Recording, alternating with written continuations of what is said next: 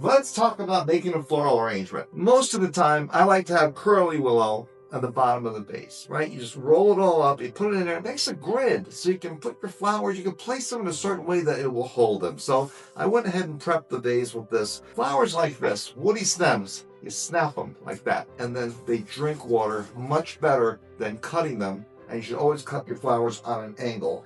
Snap. So I got a rose, right? So you want to, I like to have some large flowers for the base. Large flowers to light flowers. Alstroemeria. Now notice this flower. If you ever get one of these in an arrangement, let them drink. Once they start drinking water, this flower will last 2 weeks. Easily. Many people talk about cutting flowers underwater. They cut the flowers underwater, then they put them on the countertop. The bottom of the rose is going to seal up. So the main thing is if you're cutting underwater, you technically should be going from the water into the vase. All right, then you got your hole. We got some nice spiders, right? Again, snap, the chrysanthemum family, same experience. These are relatively small.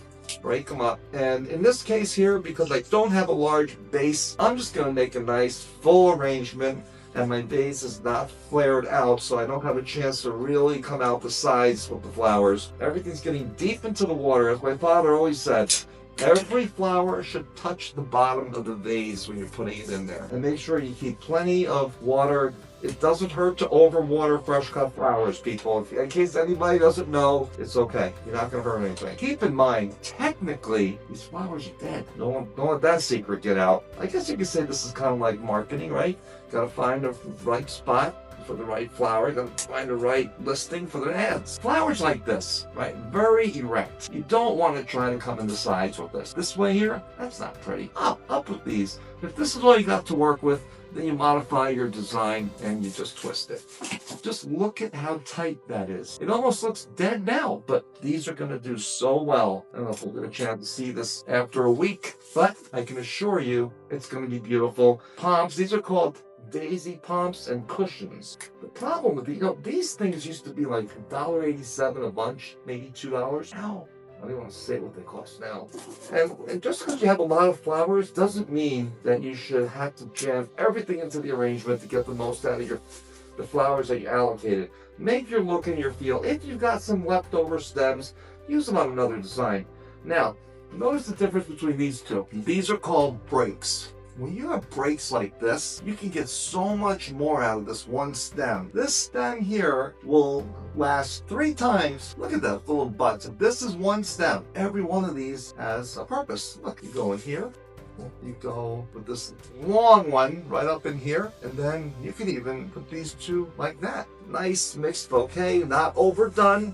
You want to make sure it's got plenty of room to hold water, and always make sure there's room for the people that receive this to add water to the bouquets. Many times they get jammed with so many flowers, and you can't water them. We are preserving death. Now this is a weak Alstroemeria lily. This is about the cheapest pathetic Alstroemeria lily you can get. I never had anything less than a select Alstroemeria.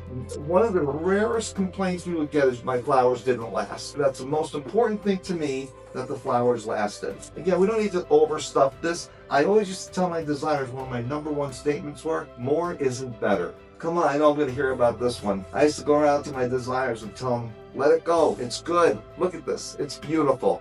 For what I had to work with, it's beautiful. And one other thing, never make excuses for your flowers, ever. Because the person that receives this doesn't know about what you were up against to make it. What that means is this. When you're making arrangements and you're making them on a conveyor belt, each one is being delivered to one person. So if you made 8 out of 10 really nice, I'm looking at the other 2 saying those are individual deliveries. They need to be just as nice as the other 8. This one here has balance, doesn't have holes, it's got room to grow.